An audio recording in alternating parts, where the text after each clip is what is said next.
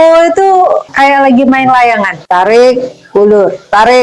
Kadang-kadang pidatonya menggelegar, tiba-tiba layu. Pidatonya kemarin berapi-api tuh, dia bilang lebih baik mati daripada dijajah sama asing. Lah, lagu lama Pak. Kalau kata Soekarno, perjuanganku lebih mudah melawan penjajah, tapi perjuangan kalian akan lebih sulit karena melawan bangsa sendiri. Luar biasa ibu ini, berani mengkritisi. Kadang aku juga berpikir, apa iya? Coba kita simak seperti apa Pak Prabowo berpidato. Oke, ikuti terus Nurdin Kamini Channel. Tapi jangan lupa subscribe, like, dan share. Oke, simak berikut. Saya menegaskan betapa pentingnya para hakim. Anda adalah benteng terakhir keadilan. Orang miskin, orang kecil hanya bisa berharap kepada hakim-hakim yang adil. Orang yang kuat, orang yang punya uang banyak, dia bisa berbuat, dia bisa punya tim hukum yang luar biasa. Tapi orang kecil hanya tergantung sama hakim yang adil, hakim yang tidak bisa disogok, hakim yang tidak bisa dibeli, hakim yang cinta keadilan. Nah, seperti itu. Menurut saya baik-baik saja. Bagaimana menurut Anda?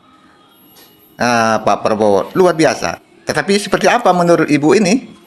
Coba kita simak. Ini mengundang berpikir. Kadang ya namanya kita tidak tahu ya seperti apa sesungguhnya yang terjadi di negara ini. Tapi ini menggelitik hati. Apa iya? Tapi memang ya itulah Indonesia. Udah Pak, nggak usah sampai Antartika. Yang jelas-jelas aja yang di depan mata Bapak. Koruptor kelas kakapnya itu dibiarkan aja, yang ditangkap yang cere-cere. Coba Bapak bisa bersikap tegas. Masalah Raja Ampat, ya kalau diserahin ke Barreskrim, masalah pasti selesai. Nggak ada masalah di sana. Pasti Barreskrim bilang gini, gimana sih tambang yang tidak merusak alam? Gitu pasti ujung-ujungnya. Dan nanti itu akan banyak ngeles sana, ngeles sini. Itu kita udah lagu lama, rakyat itu udah paham. Jadi nanti pura-pura, itu kan yang bikin izin gubernur, bupati. Raja Ampat itu kan surganya Indonesia. Itu kalau nggak dapat izin dari pusat nggak mungkin Pak. Dan negara ini sudah makin hari makin aneh. PSI sekarang udah bikin agama sendiri yang mengangkat Jokowi sebagai nabi.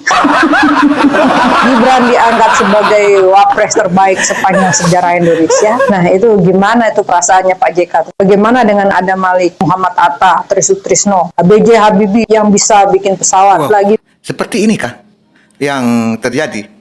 Ya di pelosok tentu kita tidak memahami seperti itu. Tapi ada benarnya, bersyukur ada orang-orang yang berani menyuarakan suara ini.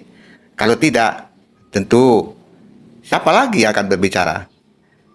Jadi gini Pak Prabowo, jadi jangan tarik ulur, bergeraklah dengan cepat. Kita sudah tidak bisa menunggu lagi Pak. Jika Bapak terus-terusan santai menghadapi para koruptor, selesai negara ini. Tapi selesaikanlah penjajah dan perampok yang ada di sekitar Bapak. Bapak bicara menggelegar di depan orang-orang, tersangka penjara. Ya Mbok ya serius Pak, Raja Ampat udah dicabut ya, sekarang tinggal ditelusuri aktor-aktor intelektualnya. Jangan main sandera-sanderaan dong Pak. Katanya kan orang itu tidak bisa bergerak karena tersandera oleh masa lalu ya. Sekarang kan buktikan bahwa Pak Prabowo itu tidak tersandera oleh siapapun.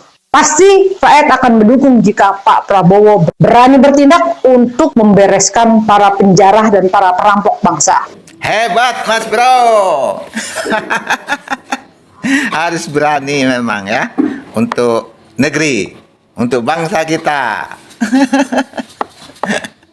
Ya, selama kita tidak melanggar aturan dan perundang-undangan dan jangan kita menyinggung secara pribadi. Maju terus. Jangan lupa subscribe, like, dan share.